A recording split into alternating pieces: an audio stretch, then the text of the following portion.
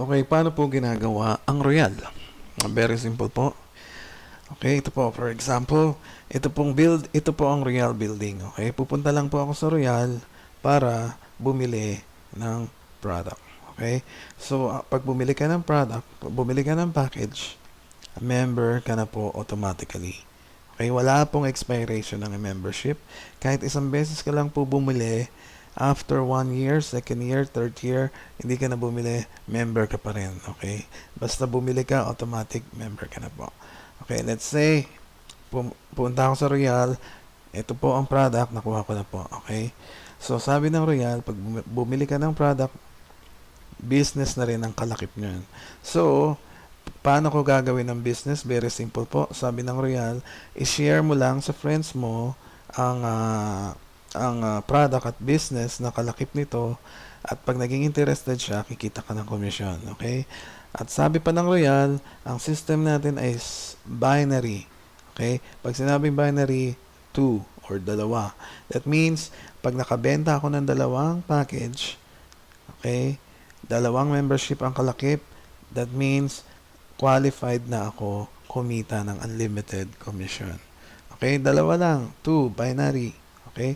So, meron akong isang friend, shinare ko sa kanya ang product, and then, naging interested din siya mag-business, bumili siya ng product din sa Royal. Hindi po sa akin. Sa Royal po siya bibili dahil wala naman po akong stocks. Hindi ko kailangan mag-stock dahil ang Royal na po ang magpro-provide sa atin ng stocks. Okay?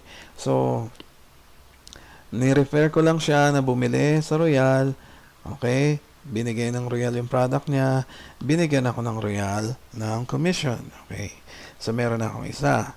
And then, sabi nga, dalawa, di ba? And then, syempre, meron akong friend too. Shinare ko sa kanyang product. Shinare ko sa kanyang business. Nagustuhan ng friend too ko. Ganon din ang ginawa. Bumili sa Royal ng product. Okay? So, that means, bibigyan na naman ako ng Royal ng commission. Okay? So, dalawa na ang naging member ko.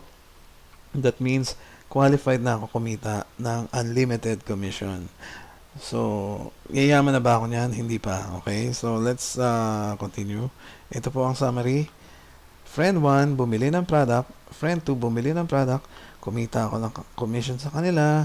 And then, mission accomplished na ako. Okay?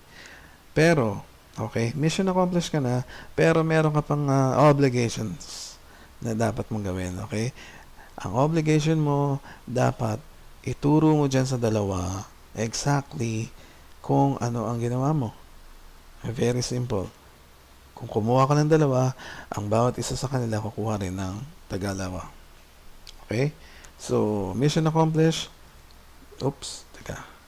May message tayo from the president. Okay? Ito ang president ng Royal. Tingnan natin ang message. Sabi ng president, very good.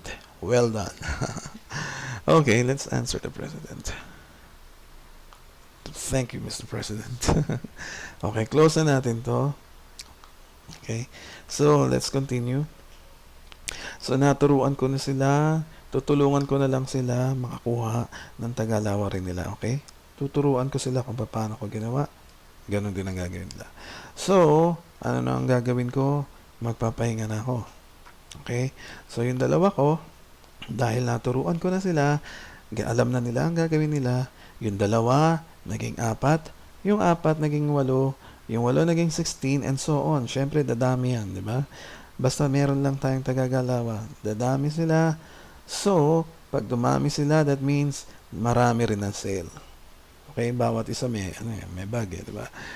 So, that means, kahit hindi ko na alam ang nangyayari dito sa Ripe, dumami na ang tao, nagbilihan, hindi ko na alam anong nangyari sa akin, unlimited commission. Ang Royal, bigay ng bigay sa akin ng commission.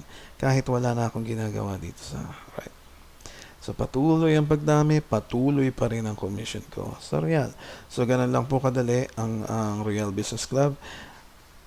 Yan na po ang ginagawa namin. Salamat po.